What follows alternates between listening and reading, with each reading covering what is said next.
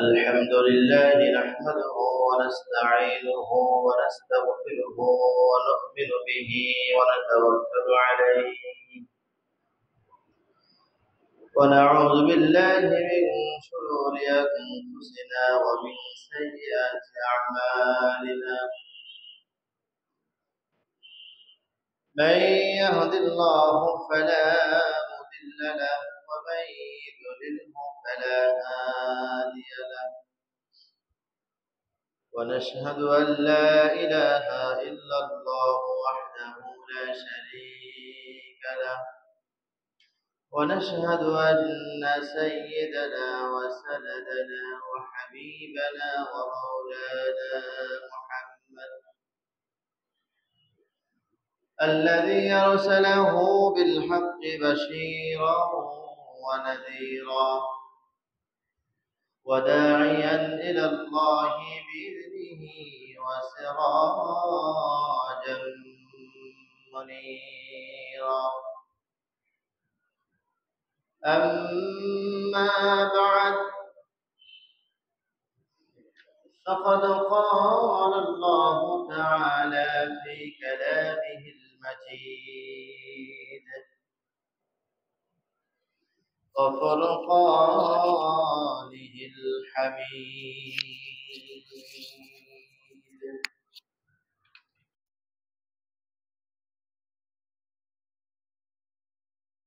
الله فاتبعوني يحببكم الله ويغفر لكم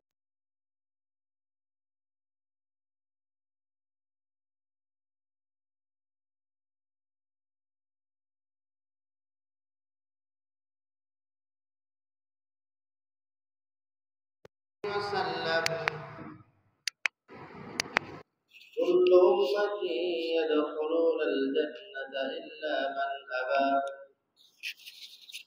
قيل ومن أبى يا رسول الله قيل من أطاعني دخل الجنة ومن عصاني فقد أبى وقال تعالى وما أرسلناك إلا رحمة للعالمين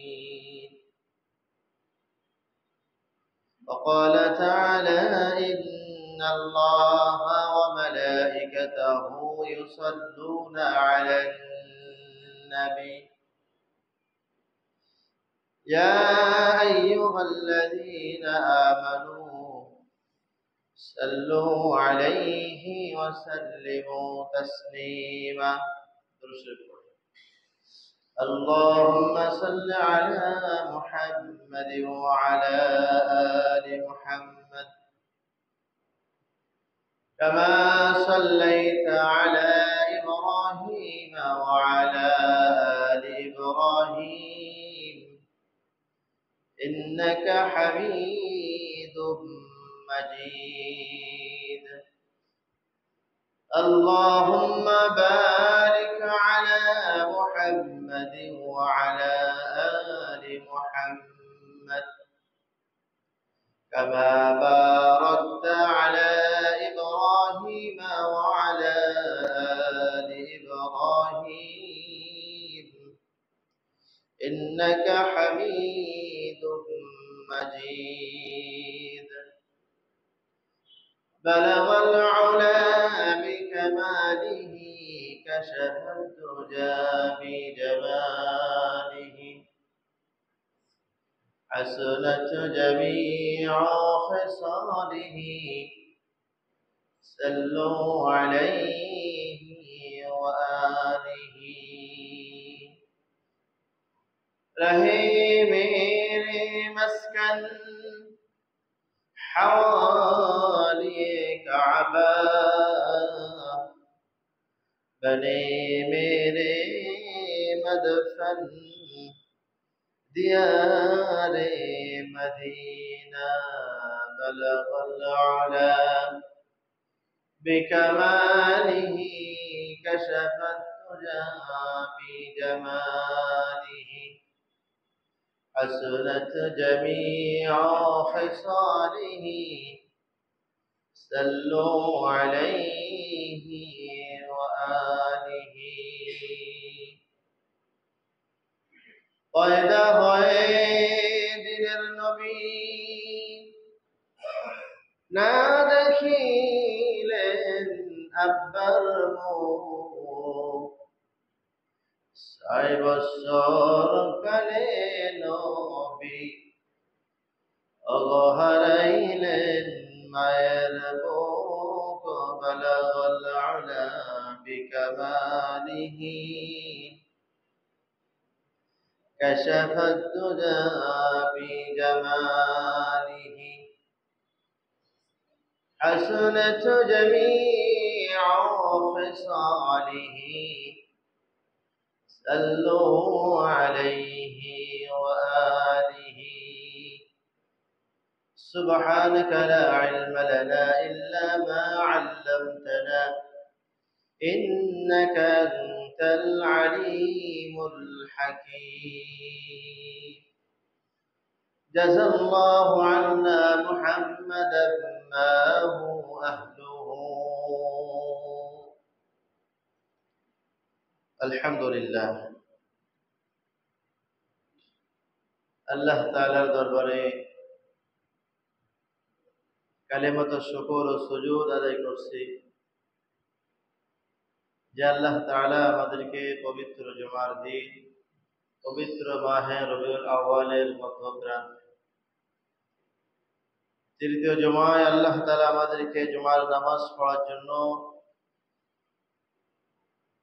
দুনিয়ার সব কর্ম থেকে ফারিগ হয়ে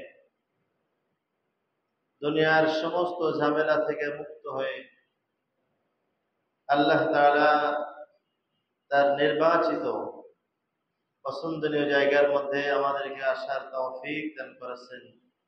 এজন্য সকলেই বলছি আলহামদুলিল্লাহ। মসজিদে আসতে পারা, দিনের কোনো কাজ করতে পারা, এগুলো হচ্ছে নিয়ামত। সুস্থ সবল আকল মস্তিষ্ক ঠিক রেখেছেন, পা হেঁটে চলার মতো ক্ষমতাও দিচ্ছেন, দু চোখে দেখার মতো শক্তি আল্লাহ তাআলা দিচ্ছেন। যখনই চোখের শক্তি হারিয়ে যাবে তখন এই চোখের দাম থাকবে না। যখন জবান বন্ধ হয়ে যাবে মানুষ আফসোস করবে। যখন শরীরের সক্ষমতা, পা হেঁটে চলার মতো ক্ষমতা থাকবে না মানুষ তখন কাঁদবে। কত মানুষ বিভিন্ন ভাবে আটকে আছে দুনিয়ার মধ্যে, দুনিয়ার জালে বিভিন্ন ভাবে ফাসাদের মধ্যে পড়ে আছে। এত তাদের ব্যর্থতা, এত তাদের বেদনা, অনেকে মসজিদে আসতে না পেরে খুব আফসোস করতেছে। এই অল্পক্ষণ আগে আমার কাছে একজন ফোন দিল, সে বিভিন্ন কারণে মসজিদে আসতে পারতেছে। বলে, হুজুর অনেক দিন পর্যন্ত আমি মসজিদে যেতে পারি না, আমার বুক ভেসে যাচ্ছে বিভিন্ন প্রেক্ষাপট নিয়ে। নামাজি মানুষ মসজিদে আসতে পারে না, তার বড় ব্যথা। এটা অনেক ভালো ভালো কথা। তো এই সুযোগটা আমাদের আসার আগে, এই অবস্থা হওয়ার আগে আমাদেরকে সতর্ক হওয়া, না জানি আমার কখন এরকম অবস্থা হয় যে আমি আর আল্লাহ তাআলার ঘরে যে সেজদা দিতে পারব না, আমি আর আল্লাহ তাআলার ঘরে হাজির হতে পারবো না। এমন পরিস্থিতি অবস্থা যেন আমাদের না হয়। এজন্য আল্লাহ সুবহানাহু ওয়া তাআলার দরবারে শুকরিয়া আদায় করছি, আমাদেরকে তিনি মায়া করে, মহব্বত করে, ভালোবেসে তার বিশেষ অনুগ্রহে আমাদেরকে এনেছেন। এজন্য আমরা আরেকবার জবান করে বলছি আলহামদুলিল্লাহ। দুরূদ ও সালাম পেশ করছি মানবতার দেশারে সাইয়্যিদুল কাওনাইন, আমার আপনার সকলের প্রাণ প্রিয় মানুষ আল্লাহ তাআলার প্যারা দোস্ত, পৃথিবীর শুরু থেকে আজ পর্যন্ত যত মানুষ দুনিয়ার মধ্যে এসেছে এবং আসবে, নবীদের মধ্যেও যত মানুষ এসেছিলেন, এক কথায় আদম আলাইহিস সালাম থেকে শুরু করে কিয়ামত পর্যন্ত যত মানুষের আসার সম্ভাবনা, যত মানুষ এসে গেছেন, সকলের মধ্যে সর্বশ্রেষ্ঠ, সবচেয়ে দামি, সবচেয়ে আকর্ষণ, সবচেয়ে ফজিলাতপূর্ণ আফজাল মানুষ ছিলেন আমাদের সকলের নবী জনাবে মুহাম্মদ রাসূলুল্লাহ সাল্লাল্লাহু আলাইহি ওয়াসাল্লাম। আগমন এই মাসের মধ্যে, আবার বিদায়ও এই মাসের মধ্যে। আগমনের অনেক কথা আমরা শুনেছি,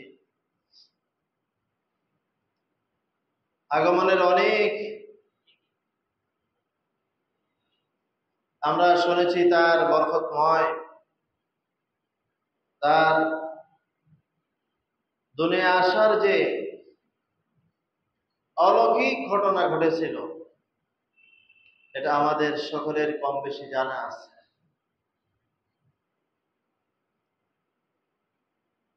রাসূল আকরাম সাল্লাল্লাহু আলাইহি ওয়াসাল্লাম 63 বছর হায়াতের নবুয়ত প্রাপ্তির আগ পর্যন্ত এই সময়কাল উম্মতের জন্য পালনীয় না। তবে হ্যাঁ, আলোচনা শুনলে সব হবে, আলোচনা করলে নফল নেকি হবে। আমলে বিষয় হচ্ছে নবুয়ত প্রাপ্তির পর থেকে 23 বছরের যে জিন্দেগি, যে আমাল, যে কথা তিনি বলেছেন, যে কাজ করেছেন, এগুলো হচ্ছে আমাদের জন্য পালনীয় বিষয়। জন্ম থেকে নিয়ে নবুয়ত প্রাপ্তির আগ পর্যন্ত 25 বছর, 40 বছর, এই সময়কাল এটা রাসূলের উম্মত হওয়ার জন্য দলিল। অনেক ঘটনা সেখানে সংঘটিত হয়েছে।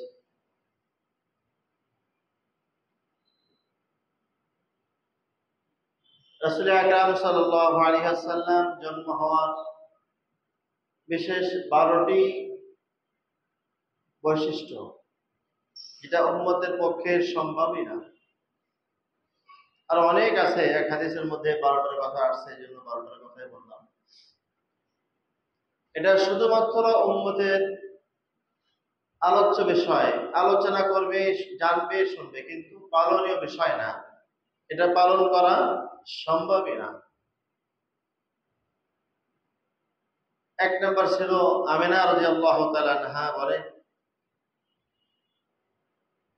পয়গম্বর যখন আমার পেটে ছিল, আমার কষ্ট হতো না।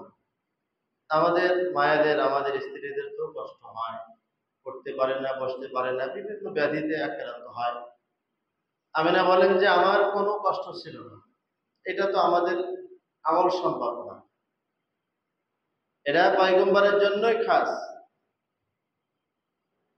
আমিনা রাদিয়াল্লাহু তাআলা আনহা বলেন, মহিলাদের বাচ্চা হলে রক্ত হয়, দূষিত রক্ত হোক বা যে কোনো রক্ত ক্ষরণ হয়, আমার কোনো রক্তই ক্ষরণ হয়নি। এটা তো আমাদের পক্ষে সম্ভব না, এটা নবীর জন্যই খাস।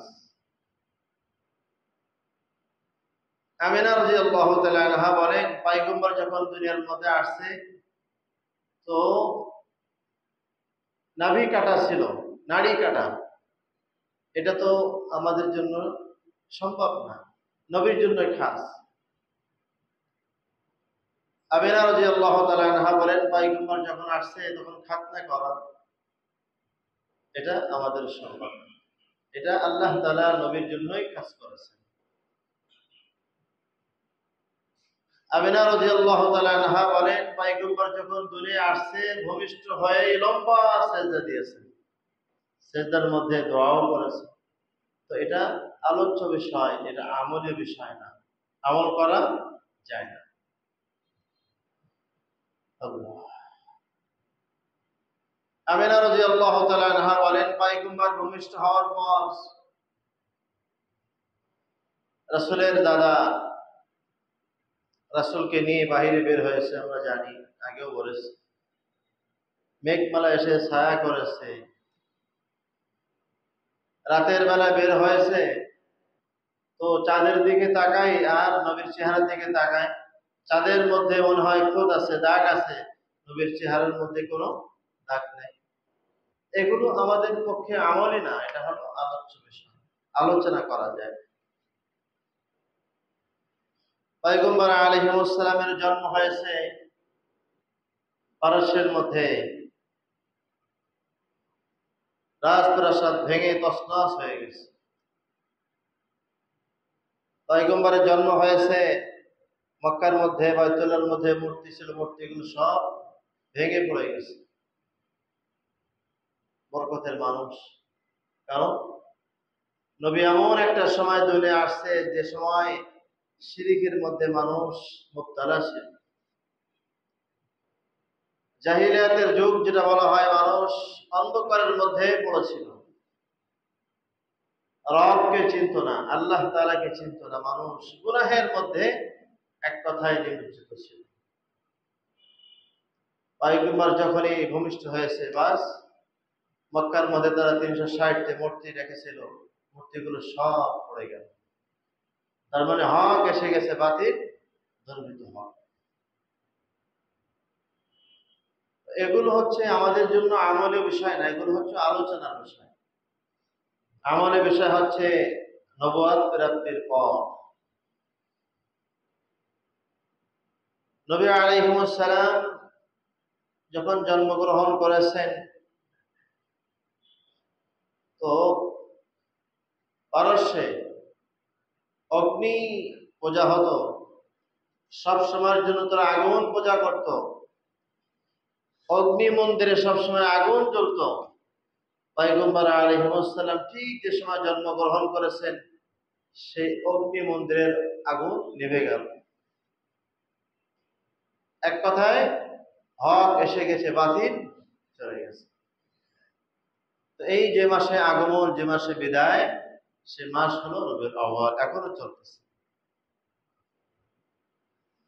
তো এই রবিউল আউয়াল মাস বছরে একবার আসে, কিন্তু আমার আমল তো একবারের জন্য না। যে বলে যে একবার আমল করো, বছরে একবার আমল করবো, তা নয়। আমল তো সার্বক্ষণিক, সব সময়ের জন্য আমল চলবে।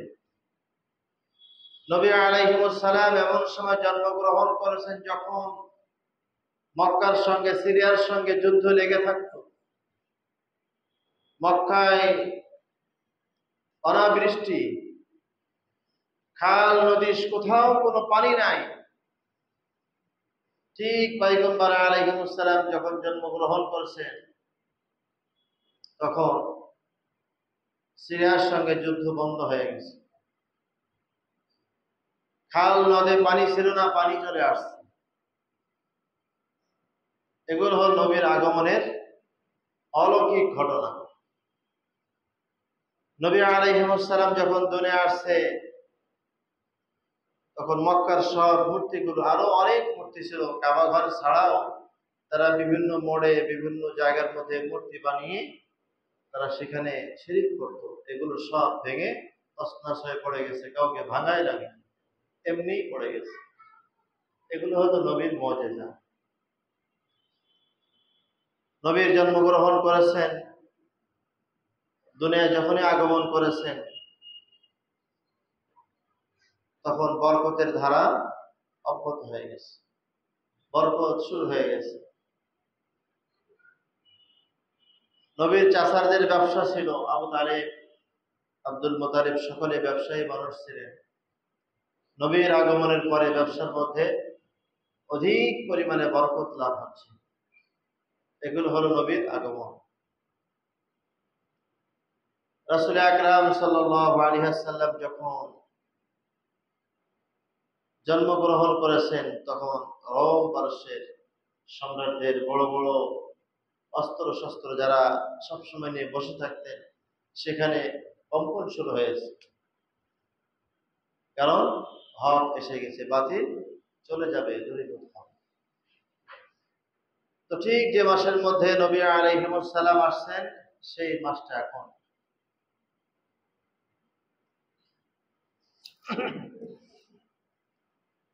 রাসূল আকরাম সাল্লাল্লাহু আলাইহি ওয়াসাল্লাম অনেক কথা তো আগে বলেছি, ছোট্টবেলা থেকে বড় হচ্ছে। ভূমিষ্ঠ হওয়ার আগে আব্বার ইন্তেকাল হয়েছে, এতিম অবস্থায় দুনিয়া আসছেন। 6 বছর বয়সে আমিনা রাদিয়াল্লাহু তাআলা আনহা পয়গম্বরের আব্বার কবর জিয়ারতের জন্য মদিনায় রওনা হয়েছেন। কবর জিয়ারত করে আস্তে আস্তে অসুস্থ হয়ে গেলেন, সেখানে তার ইন্তেকাল হয়েছে। বয়স তখন 6 বছর। এজন্য শায়েররা কবিরা বলেছেন, পয়দা হয়ে দিনের নবী না দেখিলেন আব্বার মুখ, 6 বছর কালে নবী অবহারাইলেন মায়ের বুক। ভূমিষ্ঠ হওয়ার আগেই আব্বার ইন্তেকাল হয়েছে, আর ভূমিষ্ঠ হওয়ার 6 বছর পরে মায়ের ইন্তেকাল হয়ে গেল। রাসূল আকরাম সাল্লাল্লাহু আলাইহি ওয়াসাল্লামের দায়িত্ব নিলেন তার দাদা।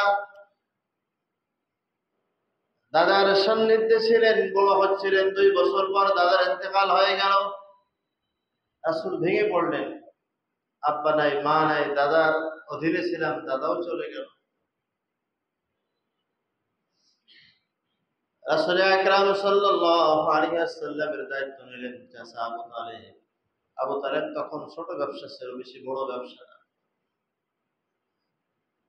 আবু তালেব ভাতিজার দায়িত্ব গ্রহণ করলেন। পয়গম্বর আস্তে আস্তে বড় হচ্ছে, 8-10 বছর বয়স হয়ে গেল। তখন আবু তালেব চিন্তা করলেন, ব্যবসা তো করতে হবে। মক্কা থেকে সিরাত ব্যবসায়িক জামাত, যার মধ্যে আবু তালেবও ছিল, একটা জামাত যাচ্ছেন সিরাই ব্যবসার জন্য চলে গেছেন। আবু তালেব ভাবলেন, ভাতিজাকে কি করা যায়, রেখে যাব না সাথে নিয়ে যাব, ছোট্ট মানুষ। ভাতিজাকে কোনো সময়ের জন্য একা রাখতেন না, সব সময় নিজের কাছে আদর করে রাখতেন। হাদিসের মধ্যে আসছে, কাবা ঘরের পাশে আবু তালেবের জন্য ছায়া করা একটা জায়গা ছিল। আবু তালেব নেতা মানুষ, তিনি বড় লিডার, ছায়া যেয়ে বসবেন। মাঝে মধ্যে আবু তালেব যেতেন না, পয়গম্বর একা যে ছায়ায় বসতেন, অন্যরা সরাই দিতেন, ছায়া থেকে সরো, আমাদের লিডার বসবে, আমাদের নেতা বসবে, তুমি বসো না, সরো। আবু তালেব বলতেন, খবরদার, আমি না আসলে আমার ভাতিজা বসবে, তোমরা সরাবে না। আমার ভাতিজা আমার জানের জান, আমার কলিজারে কলিজা, ভাতিজাকে খবরদার তোমরা কষ্ট দিবা না। ব্যবসার জন্য যাবেন, ভাবলেন কি করবেন, ভাতিজাকে সাথে নিব কি নিব না। একবার নেওয়ার সিদ্ধান্ত হয়ে গেল। চাচা ভাতিজাকে নিয়ে ব্যবসার উদ্দেশ্যে চলে গেলেন। সিরিয়া থেকে যাওয়ার পথে এক জায়গায় অবস্থান করলেন। অবস্থানের খবর পেয়ে খ্রিস্টানদের বড় বড় পাদ্রী, বড় বড় নেতা, পণ্ডিত ওই কাফেলাকে দেখার জন্য আসছে। সেখানে একজন পাদ্রী আসছে, বহায়রা রাহাব, অনেক নাম তার, জলচিস বা বহায়রা। এসে যেন কাকে খুঁজতেছে, বারবার এদিকে তাকায় ওদিকে তাকায়। তো বলে, মহা পণ্ডিত আপনি কাকে খুঁজেন? বলে, হ্যাঁ আমি কাউকে খুঁজতেছি। খুঁজতে খুঁজতে যখন মুহাম্মাদের কাছে চলে আসলো, অবস্থান তার থেমে গেল, আর কাউকে খুঁজে না। বলে, পণ্ডিত মহোদয় কি হলো? বলে, যাকে খুঁজতেছিলাম তাকে আমি পেয়ে গেছি। বলে, বালককে খোঁজেন কেন? পাদ্রী তখন বলে, রে শোনো, এ দুনিয়ার মধ্যে বালক হতে পারে, কিন্তু সাধারণ বালক নয়। মহামনীষী, তিনি একজন মহামানব। তিনি হচ্ছেন আখিরে জামানার পয়গম্বর নবী মুহাম্মদ। বলে আপনি তাকে চিনলেন কিভাবে, বুঝলেন কিভাবে? বলে আমি তো তাওরাতের হাফেজ, তাওরাত কিতাব আমার মুখস্থ হয়েছে। তাওরাতের মধ্যে তার সব গুণাবলী বর্ণনা করা হয়েছে। অমুক তারিখে অমুক সময় একটা কাফিলা আসবে, এখানে অবস্থান করবে, তাদের মধ্যে একটা বালক থাকবে, বালকের নাম হলো মুহাম্মদ। পণ্ডিত বলেন শুধু তাই নয়, কাফেলা যে রাস্তা দিয়ে আসতেছিল, আসার সময় আমি দেখলাম সমস্ত পাথর, সমস্ত গাছপালা নবী মুহাম্মদকে যেন সিজদা করতেছে আর সালাম করতেছে। নবী মুহাম্মদকে যেন সবাই সালাম করে স্বাগত জানাচ্ছে আর সিজদা মনে হয় করতেছে। গাছ, বৃক্ষ, পাথর সাধারণ মানুষের সঙ্গে কথা বলে না, সাধারণ কোন মানুষকে সিজদা করে না। নবী না হলে আর কেউ হবে না। আমার কিতাবের লেখা ভুল না, আমার দেখাও ভুল না। আমি 100% সত্য যে ইনি হলো মুহাম্মদ। আবু তালেবকে বললেন, আবু তালেব, এখানে খ্রিস্টান এলাকা, বৌদ্ধ এলাকা, এখানে প্রচুর পরিমাণে ইসলামের দুশমন বসবাস করে। খুব দ্রুত তাড়াতাড়ি মুহাম্মদকে তুমি মক্কায় রেখে আসো, না হলে যে কোনো সময় তাকে হত্যা করতে পারে। এর মধ্যে 4-7 জন বড় বড় খ্রিস্টান সন্ত্রাস নবীকে খুঁজতে আসছে, তারাও তাদের কাছে পৌঁছে গেছে। একটা কাফেলা আসছে, কাফেলার মধ্যে আখিরে জামানার নবী মুহাম্মদ এসে গেছে। তালাশ করতে করতে এসে সেই পাদ্রীকে জিজ্ঞেস করে, পাদ্রী মহাপণ্ডিত, লম্বা কথা, আপনাদের অনেক জানা থাকতে পারে, মুলাক্কাস কথাগুলো বলবো। 7 জন এসে বলে যে আমরা আব্দুল্লাহর বেটা মুহাম্মদকে খুঁজতেছি, যা আখিরে জামানার নবী হবে, আখিরে জামানার পয়গম্বর হবে। আমরা তাকে হত্যা করার জন্য আসছি। সে আমাদের ধর্মের দুশমন, কারণ তারা তো খ্রিস্টান, তারা হলো মুসলমান। তখন সেই মহাপণ্ডিত বুহাইরা রাহেব বলেন, এই শোনো, তোমরা তাকে মারতে পারবে না যদি আল্লাহ তাআলা না মারে। আল্লাহ তাআলা যদি কাউকে বাঁচাতে চান, তোমরা তাকে মারতে পারবে না। তোমরা শোনো, খবরদার, তোমরা সামনে অগ্রসর হবে না। কারণ আল্লাহ তাআলা এই বালক মুহাম্মাদের মাধ্যমে পুরা বিশ্বের মধ্যে ইসলাম বিজয় হবে। পুরা বিশ্বের মধ্যে ইসলামের নামক এই বাহিনী, এই কাফেলা সারা বিশ্বের মধ্যে ছড়িয়ে পড়বে। তোমরা তাকে মারতে পারবে না। বুহাইরা রাহেব তখন বলে, ঘাড়ের নিচে কালো গোশতের টুকরা মোহর, সিল মোহর, নবুয়তে মোহর, এটা আছে, আমি দেখেছি। তো এটা বালক অবস্থায় 10 বছর, 20 বছর, 18 বছর, 10 বছর বয়স, 12 বছর বয়স, এভাবে আস্তে আস্তে নবীজির বয়স 25 বছর হয়ে গেল। মক্কার মধ্যে মানুষ ব্যবসায়ী ছিলেন, ব্যবসা করতেন, ব্যবসা প্রিয় ছিল। 15 বছর বয়সে নবী আলাইহিস সালাম আল আমিন খেতাব উপাধি পেয়েছিলেন কাফেরদের মাধ্যমে। কাফেরদের মাধ্যমে আল আমিন খেতাব পেয়েছিলেন, মহা সত্যবাদী, যার জবান থেকে মিথ্যা বের হতো না। কাফেররাও বিশ্বাস করত। কাফেরদের অনেক সম্পদ, অনেক মালামাল মুহাম্মাদের কাছে আমানত রাখত, কারণ এখানে রাখলে মাল নষ্ট হবে না। একবার আবু জাহেলের এক বন্ধু আবু জাহেলকে বলতেছে, আবু জাহেল, বন্ধু বলো তো, এই যে মুহাম্মদ, যাকে তোমরা আল আমিন উপাধি দিলে, সে কোনো সময় মিথ্যা কথা বলে? বলে না, বলে। আবু জাহেলের বন্ধু বললেন, বন্ধু তাহলে বলো, এই মুহাম্মদ কি মিথ্যা নবী না সত্যবাদী? বলে হ্যাঁ, সত্যবাদী। 100% সত্যবাদী। তার কথা মানো না কেন? আরে মানলে তো আমাদের চেয়ার থাকে না, আমাদের মতন বাড়ি। মক্কার মধ্যে সব ব্যবসা ছিলেন, ব্যবসা করতেন। আবু তালেব যখন পয়গম্বর আলাইহিস সালাম দায়িত্বভার নিলেন, তখন আবু তালেবের ব্যবসার মধ্যে বরকত শুরু হয়েছে। নবী মুহাম্মদের সিদ্দিক আলামিন উপাধি পেয়ে গেলেন 15 বছর বয়সে। আর সারা শহরের মধ্যে তখন একটা আওয়াজ, একটা কথা ছড়িয়েছে যে মোহাম্মদ নামে ছেলেটা যেখানে যায় সেই ব্যবসা লাভবান হয়। নবী মুহাম্মদ যেই কাজ করে সেটা বরকতের কাজ হয়। সারা মক্কার মধ্যে এই স্লোগান, এই আওয়াজ ছড়িয়েছে। আমাদেরও দেখুন, যেখানে কোনো ভালো মানুষ ভালো কাজ করে এটা ছড়িয়ে যায়। এই খবর আস্তে আস্তে খাদিজাতুল কুবরা রাদিয়াল্লাহু তাআলা আনহা কাছে চলে আসছে। খাদিজার নাম, আগের নাম ছিলেন তাহেরা, পবিত্রা মহিলা। পয়গম্বর আলাইহিস সালামের সঙ্গে বিবাহের আগে আরো 2জন পুরুষের সঙ্গে তার বিবাহ হয়েছিল। 2জন পুরুষ তাদের ইন্তেকাল হয়ে গেছে। খাদিজা বড় সম্পদশালী মহিলা, অঢেল সম্পদের মালিক, অনেক অর্থের মালিক। খাদিজাতুল কুবরা রাদিয়াল্লাহু তাআলা আনহা ব্যবসা করতেন। ভাই মুদারাবা, অর্থ আমার শ্রম আর একজন দিবে, পার্সেন্টেজ ব্যবসা হবে। খাদিজা যার সঙ্গে ব্যবসায় চলে যায় সবাই টাকা পয়সা আত্মসাৎ করে মেরে দেয়। সব ম্যানেজাররা টাকা পয়সা নিয়ে নেয়। আমাদেরও দেখবেন যে দোকানের ভালো কর্মচারী অনেক সময় অনেক টাকা হাতিয়ে নিয়ে পালিয়ে গেছে।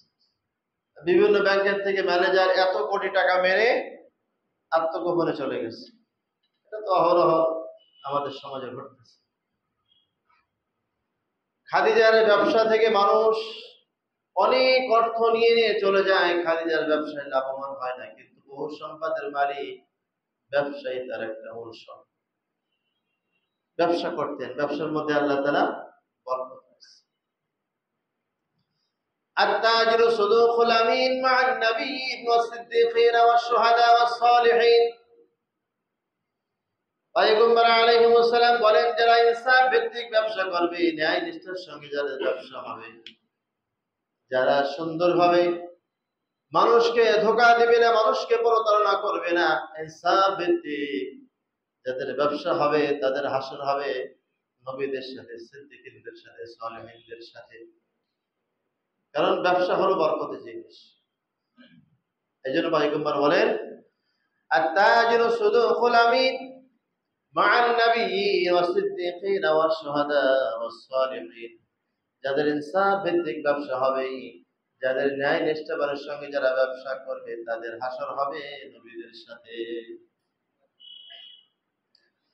যাদের ব্যবসার মধ্যে কোনো ধোঁকা নাই,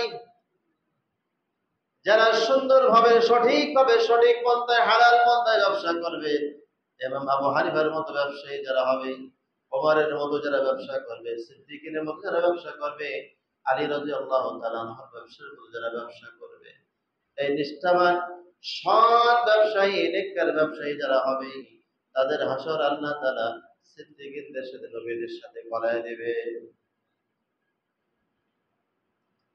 খাদিজা রাদিয়াল্লাহু তাআলা আনহা, খাদিজা তাহিরা, নাম হচ্ছে তাহিরা, পবিত্রা মহিলা।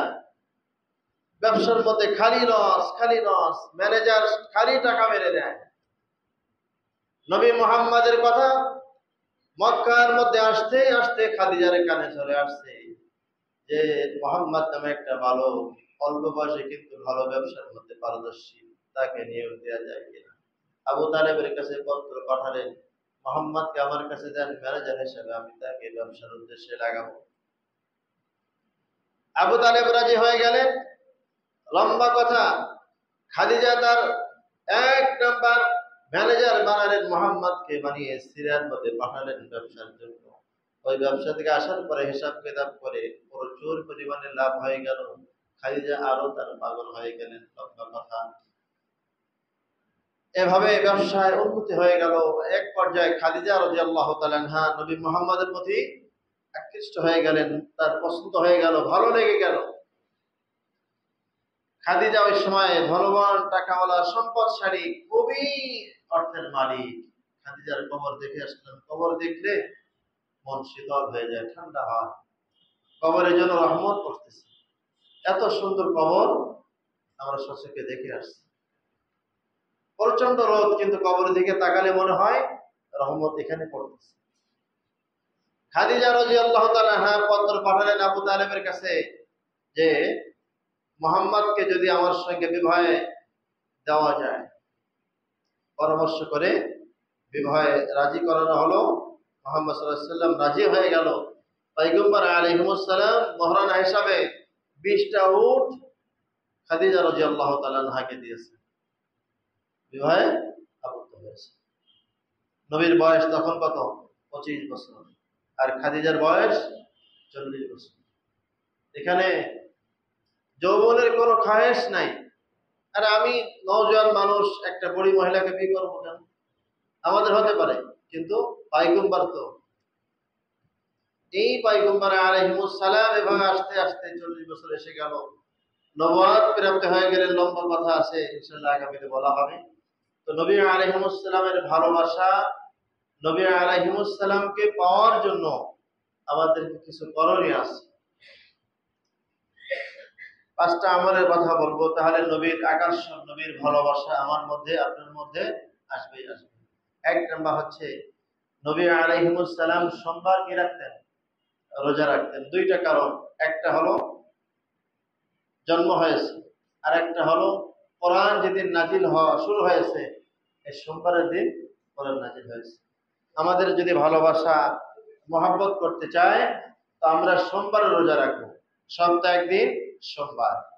2 নাম্বার, সকালবেলা যখন ঘুম থেকে উঠবো, সাথে সাথে আমাদের সুন্নাত আমল শুরু হবে। আমি বাথরুমে প্রবেশ করবো বাম পা দিয়ে। এক কথায় সকাল থেকে সারাদিন যত আমার কাজ হবে, এই কাজটা যেন সুন্নাহ মোতাবেক হয়। 3 নাম্বার আমল হচ্ছে নবীজি সাল্লাল্লাহু আলাইহি সাল্লামের সুন্নাত মোতাবেক ভালোবাসা যদি আমার মধ্যে আসতে হয়। নবী আলাইহিস সালাম যখন বাচ্চা লালন পালন করেছেন কিভাবে? হাসান হোসাইন রাদিয়াল্লাহু তাআলা আনহুকে নবী সবসময় কোলে নিতেন ডান পাশে। ডান পাশে আগে কোলে নিতেন। আমিও আমার সব কাজ করব ডান দিকে।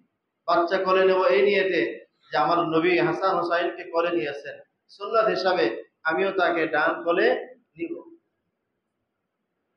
এই জন্য আমরা দেখবেন অনেক উলামায়ে কেরাম ডান হাতে ঘড়ি পরে। কারণ সুন্নাত না। কাফেররা দেখবেন, ইহুদিরা সবসময় বাম হাতে পড়ে। তো তাদের বিরোধিতা, তাদের মুখালাফ করার জন্য আমাকে ডান হাতে পড়তে হবে। এই জন্য আমরা ডান হাতে পড়ি। এটা কিন্তু সুন্নাত না। বাকি ডান ভালো, এই জন্য ডান হাতে পড়া। 4 নাম্বার, রাসূল আকরাম সাল্লাল্লাহু আলাইহি সাল্লামের মহব্বত, ভালোবাসা, এটা আমার আসার জন্য 4 নাম্বার কাজ হচ্ছে অধিকাংশ সময় দুরূদ শরীফ পড়ব। যখন সময় পাবো দুরূদ শরীফ পড়বো। যখন সময় পাবো দুরূদ শরীফ পড়বো। হাঁটতে, চলতে, বসতে দুরূদ শরীফ পড়বো। 5 নাম্বার আমল হচ্ছে রাসূল আকরাম সাল্লাল্লাহু আলাইহি ওয়াসাল্লাম যে কাজ করতেন জন্ম হওয়ার থেকেই, মক্কা এবং মাদানী জীবন, এগুলো বেশি বেশি পড়ব। রাসূলের মক্কি জীবন এবং মাদানী জীবন, মক্কি জীবন 13 বছর, মাদানী জীবন 10 বছর। এই 23 বছরের যে জিন্দেগি রয়েছে, এটা আমরা বেশি বেশি অধ্যয়ন করব। আল্লাহ তাআলা আমাদের আমল করার তৌফিক দান করেন। যারা সুন্নাত পড়তে পারেন, আমরা সুন্নাত পড়ি।